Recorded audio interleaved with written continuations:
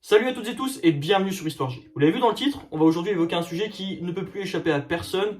Tout le monde est au courant de ce qui se passe actuellement, c'est bien entendu la guerre en Ukraine. Mais nous n'allons pas évoquer l'historique du conflit et ses raisons en soi, ça ce sera dans une prochaine vidéo. On va aujourd'hui voir un des scénarios qui terrorise aujourd'hui le monde entier, c'est le scénario nucléaire. Le but, évidemment, n'est pas d'être pessimiste ou alarmiste, juste de voir pourquoi aujourd'hui ce scénario qu'on pensait complètement impossible il y a de ça maintenant quelques mois, voire quelques années, aujourd'hui est de plus en plus présent dans nos têtes et de plus en plus probable. C'est un des scénarios que j'ai imaginé personnellement, ce n'est pas pour ça qu'il va se passer, mais j'avais envie de le partager avec vous parce que la situation se tend de jour en jour, de semaine en semaine, et il paraît donc de plus en plus improbable que la situation ne dégénère pas encore un peu plus. On va voir tout ça ensemble, c'est parti.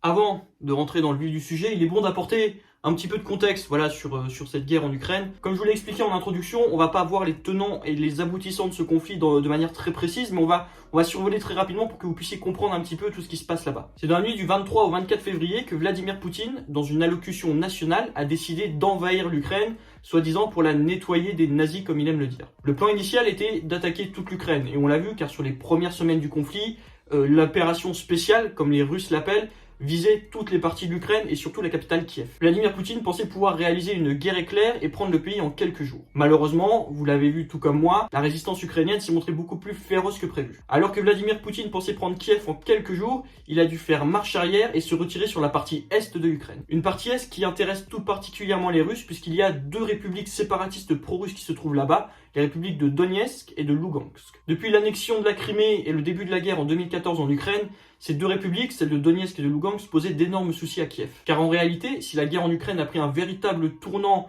au mois de février 2022, depuis 2014, les combats dans cette région du pays n'ont jamais vraiment cessé. C'était une guerre d'usure et de tranchées et aucun des deux camps n'arrivait vraiment à avancer d'un côté ou de l'autre. Mais aujourd'hui, la réalité sur le terrain, c'est que la deuxième armée du monde, l'armée russe, ne réussit pas à progresser en Ukraine. Si selon le Kremlin, les objectifs initiaux ont été remplis dans les autres parties de l'Ukraine, et sur le terrain, la réalité, elle est bien différente. Les chiffres officiels sont difficiles à croire car il y a de la propagande du côté ukrainien et du côté russe, mais selon certains experts, entre guillemets neutres occidentaux, l'armée russe aurait perdu plus de 10 000 hommes sur le terrain depuis le début de l'opération. S'ajoute à ça, les nombreux matériels perdus, les nombreux tanks détruits, les nombreux avions abattus.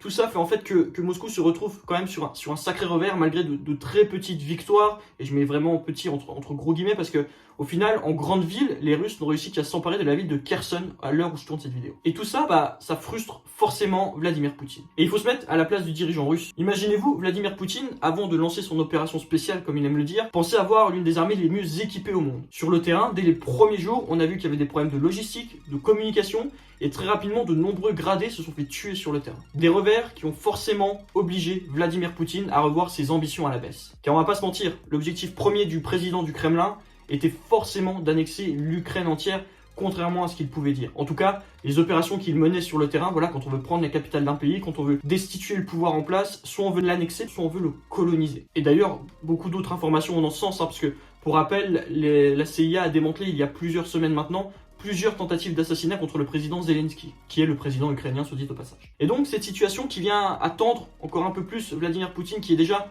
je pense, dans une paranoïa extrême, ça me fait penser un peu à Joseph Staline à l'époque, quand le dirigeant du RSS avait sombré dans une paranoïa extrême. On le voit d'ailleurs que Vladimir Poutine a fait aussi le tri dans son entourage. Alors, pas forcément en réalisant des purges comme pouvait le faire Joseph Staline à l'époque, mais on voit que Vladimir Poutine est quand même de plus en plus esseulé au sein de son entourage. Et tout ça, tout ce que je viens de vous dire, tous ces éléments, couplés à la date du 9 mai qui arrive très prochainement, pourraient conduire encore à un revirement supplémentaire de la situation. Il y a un jour que les observateurs aujourd'hui redoutent plus que tout, c'est le 9 mai. Parce que le 9 mai en Russie, c'est le jour de la victoire. C'est un jour férié très symbolique là-bas. Pourquoi il est très symbolique ? C'est un peu comme le 8 mai pour nous en France, c'est-à-dire que le 9 mai, c'est le jour où l'Allemagne nazie en Russie est tombée. Je vais m'expliquer un petit peu parce que dit comme ça, c'est pas très clair. En fait, l'armistice, entre guillemets, de la Deuxième Guerre mondiale, qui a été signé le 8 mai 1945 à 23h01 précise, en réalité, avec le décalage horaire, ça fait qu'à l'heure de Moscou, il a été signé à minuit 0,1. C'est pour cette raison finalement que les Russes ne fêtent pas le même jour de l'armistice que nous qui en France est le 8 mai de manière traditionnelle. Et en fait, ce jour férié il a été instauré en 1965 par Léonid Brejnev, un ancien dirigeant de l'URSS. Depuis cette date-là finalement, tous les ans, la tradition en Russie c'est de faire de grands défilés militaires. Comme vous avez pu le voir, on a eu beaucoup d'images ces dernières années sur la place rouge avec des dizaines et des dizaines de milliers de soldats pour montrer finalement un peu toute la puissance militaire russe. C'est un peu le même genre de spectacle qu'on peut voir en Corée du Nord à Pyongyang lorsque Kim Jong-un décide d'exhiber également tout son arsenal, que ce soit militaire ou nucléaire. Et c'est là que finalement toute la symbolique elle est très importante pour Vladimir Poutine. Le 9 mai, c'est aussi l'occasion pour le dirigeant russe de faire un grand discours à la nation. Vous imaginez bien qu'avec le contexte actuel que je vous ai cité dans la partie précédente, il est difficile d'imaginer un Vladimir Poutine tout sourire et grandissime comme on a pu le voir les années précédentes. Et c'est là que ce 9 mai, finalement, les experts redoutent une escalade supplémentaire dans le conflit. Parce qu'il est quasiment sûr que Vladimir Poutine ne fera pas un discours de victoire entre guillemets. Bien que la propagande russe fasse croire le contraire en Russie, Vladimir Poutine ne peut pas nier la réalité et se rendre compte que sur le terrain, son armée est en panade complète. Il y a plusieurs scénarios qui se profilent, mais il y en a deux particulièrement qui retiennent l'attention et qui ont de fortes chances de se produire. Le premier scénario, c'est que Vladimir Poutine annonce dans son discours un référendum dans les républiques séparatistes pro-russes de Donetsk et de Lugansk. Un référendum qui, un peu comme en Crimée, aurait pour but d'annexer les deux régions à la Russie. En faisant cela, Vladimir Poutine pourrait diminuer de manière, attention, très minime, les combats et rattacher officiellement ces territoires à la Russie sans employer toute la force dont il aurait besoin. Et ça, c'est un premier scénario redouté, mais il y en a un deuxième qui, inquiète un peu plus encore la communauté internationale. Selon plusieurs services secrets, notamment britanniques et américains, Vladimir Poutine pourrait déclarer officiellement la guerre à l'Ukraine dans ce discours. Et là, la nuance, elle est très importante et très inquiétante. Parce que jusqu'à présent, Vladimir Poutine, il utilisait le terme d'opération spéciale. Et d'ailleurs, vous avez vu récemment qu'il y avait des lois qui étaient passées en Russie qui interdisaient l'emploi du mot guerre pour parler de ce qui se passe en Ukraine. En déclarant officiellement la guerre à l'Ukraine et en décrétant du coup la mobilisation générale, Vladimir Poutine pousserait la Russie dans une économie de guerre finalement. Car on va pas se mentir, avec les sanctions occidentales, l'emploi massif de tout son matériel militaire, on estime que la Russie a tiré plus de 2000 missiles en Ukraine depuis le début du conflit, l'économie, qu'on le veuille ou non, elle en pâtit. En déclarant du coup la guerre officiellement, il pourrait donc faire que son économie se concentre uniquement sur la production de matériaux de guerre et surtout sur la mobilisation de tous les réservistes disponibles en Russie. Et le nombre de réservistes en Russie, il se compte ni en milliers, ni en dizaines de milliers, mais en millions. Selon différents chiffres qui se sont regroupés, on estime que 2 millions de soldats supplémentaires pourraient être appelés au combat et ainsi se rendre en Ukraine. Si cela arrive, on assisterait vraiment à une intensification extrême des combats et forcément cette chair à canon, entre guillemets, désolé j'aime pas le terme, mais c'est comme ça que ça s'appelle, il n'y a pas d'autre mot, cette chair à canon causerait également de nombreux soucis à Kiev, car même si les pertes seraient énormes côté russe, imaginez 2 millions de soldats qui déferlent sur vous, c'est très compliqué. D'autant plus que l'Ukraine, même si elle a du soutien logistique, on va y revenir juste après, pour le moment, il n'y a pas d'armée étrangère présente sur le territoire ukrainien. Mais finalement, quand vous recoupez ces deux scénarios possibles, c'est très inquiétant, et notamment aussi le premier, parce que si Vladimir Poutine venait à déclarer les référendums dont je vous ai parlé il y a quelques minutes, on pourrait assister vraiment à un revirement de situation gravissime. On verra les risques vraiment nucléaires à la fin de cette vidéo parce qu'il y a d'autres parties encore à aborder, mais selon les déclarations de Vladimir Poutine, de Sergei Lavrov également, le ministre des Affaires étrangères, de Dmitri Peskov, le porte-parole du Kremlin, il y a beaucoup de signes et avant-coureurs qui font croire que si vraiment demain les régions de Lugansk et de Donetsk sont annexées par la Russie, le revirement de situation et l'escalade du conflit pourraient être énormissime. Mais avant toute chose, il y a un autre point qui tend énormément Vladimir Poutine et qui pourrait mettre encore un peu plus le feu aux poudres. Il y a un autre point très important, c'est que si Vladimir Poutine venait à déclarer officiellement la guerre, d'un point de vue géopolitique et de ses alliés, ça changerait beaucoup de choses. Et oui, parce qu'une déclaration de guerre, ça pourrait pousser les alliés de la Russie à rentrer en guerre avec elle. Et il y a notamment 4 pays qui inquiètent un petit peu, c'est que aujourd'hui la Russie, s'il y a l'OTAN en face, l'organisation du traité nord-atlantique, qui regroupe la France, les États-Unis et bien d'autres pays, la Russie, en quelque sorte, elle a son petit OTAN à elle aussi. Ça s'appelle l'Organisation du traité de sécurité collective. Composée de 4 pays et fondée en 2002, cette organisation comprend donc la Russie, le Kazakhstan, l'Ouzbékistan et l'Arménie. Et il y a un article dans cette organisation qui stipule que si un des pays membres est en guerre, qu'il soit attaqué ou attaque, les autres nations membres doivent lui venir en aide. Et une déclaration de guerre en bonne et due forme enclencherait cet article. Alors bien que ce ne soit pas l'OTAN avec des grosses puissances comme les États-Unis, le Royaume-Uni ou encore la France, dans ce traité, il y a 4 pays, le Kazakhstan comme je vous ai dit, l'Arménie et l'Ouzbékistan, qui pourraient se mêler au conflit et généraliser encore un peu plus la guerre entre la Russie et l'Ukraine. Il n'y a pas que ce point-là qui est inquiétant. On l'a vu, depuis le début de la guerre, l'Europe et l'Occident de manière générale sont très actifs en termes de sanctions économiques, mais également d'envoi de matériel militaire. Et oui, car si des soldats ne sont pas présents humainement sur le territoire ukrainien, la France, les États-Unis, l'Allemagne, la République tchèque, la Pologne ont uni leurs forces et envoient régulièrement des armes, des tanks, des canons à l'Ukraine. Et s'il n'y a pas de soldats à proprement parler présents sur le territoire ukrainien, et cet envoi de matériel militaire, finalement, il pose un gros souci à Vladimir Poutine. Car il ne faut pas se mentir non plus, et l'armée ukrainienne, avant l'invasion en février dernier, était une armée décadente et surtout assez arriérée. Si la résistance était farouche dès le début, c'est surtout la motivation et le patriotisme des soldats qui ont pris le dessus sur l'avancement technologique de l'armée ukrainienne. Car si l'armée ukrainienne résiste farouchement aujourd'hui à l'armée russe, c'est en grande partie grâce au matériel militaire envoyé par l'Europe et l'Occident. Mais forcément, pour Vladimir Poutine, cet envoi de matériel militaire, bien qu'utilisé par des soldats ukrainiens, il cause de très lourdes pertes à son armée. Et d'ailleurs, on l'a vu quelques jours après le début de la guerre, mais la Russie a fait une liste de pays, entre guillemets, hostiles, qui fait qu'aujourd'hui,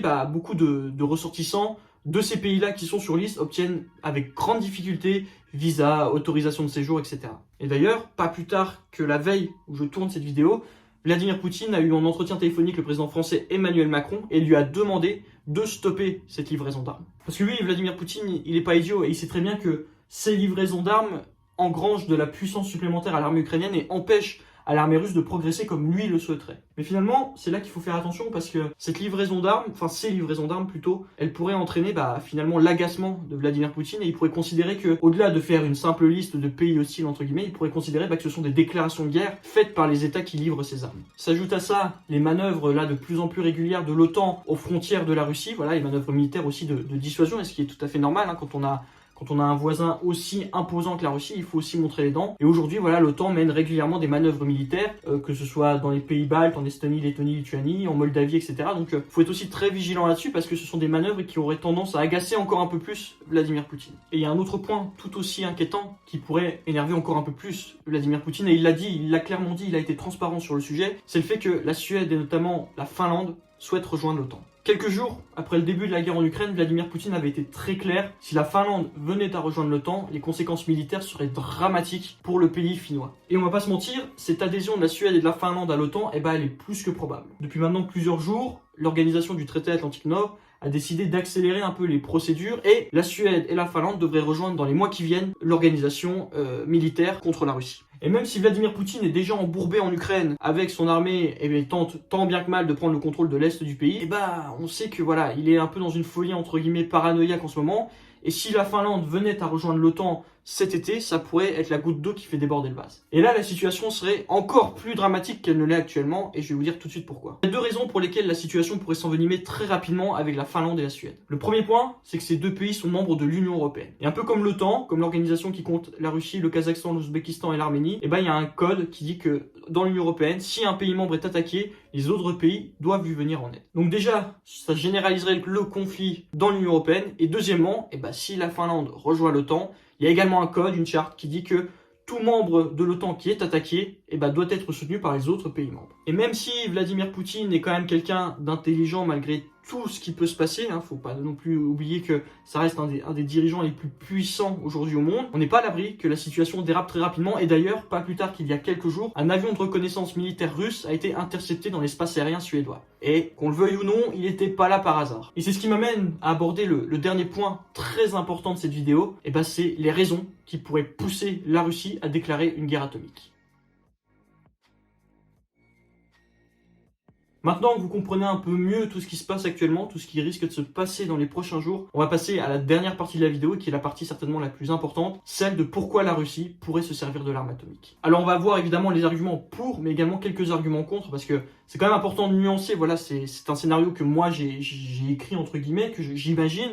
Évidemment, ce n'est pas celui le plus plausible, c'est vraiment le scénario catastrophe, celui qui arriverait en dernier recours, mais il est important de l'évoquer, mais on va essayer, pour calmer un petit peu les choses, voir quelles sont les raisons qui font que cela ne puisse pas se produire. Mais pourquoi finalement une guerre atomique est possible ? Je vais vous dire ça tout de suite. Je l'ai dit au tout début de la vidéo, mais depuis plusieurs jours, voire plusieurs semaines, Vladimir Poutine, Sergueï Lavrov, le ministre des Affaires étrangères, le porte-parole du Kremlin, Dmitri Peskov, lancent des petits signaux comme ça. Alors, soit c'est du bluff, soit c'est la vérité, mais dans tous les cas, il y a quand même une part à prendre avec grande attention. Depuis maintenant, voilà un petit moment, les dirigeants russes ne cachent plus leur volonté et leur mise en garde contre le danger nucléaire. Vladimir Poutine a été très clair, en cas d'attaque contre la Russie, l'arme nucléaire sera utilisée en riposte. Ça va faire un petit lien avec ce que je vous ai dit dans une autre partie également sur les annexions de Donetsk et de Lugansk. Car en cas d'annexion de ces deux régions-là, forcément, il va y avoir une escalade militaire impressionnante. Car si ces deux régions sont annexées, comme le dit le mot annexion, elles feront partie officiellement de la Russie, comme aujourd'hui la Crimée. Et vous vous doutez bien qu'au vu des velléités, entre guillemets, qu'il y a entre Zelensky et Vladimir Poutine,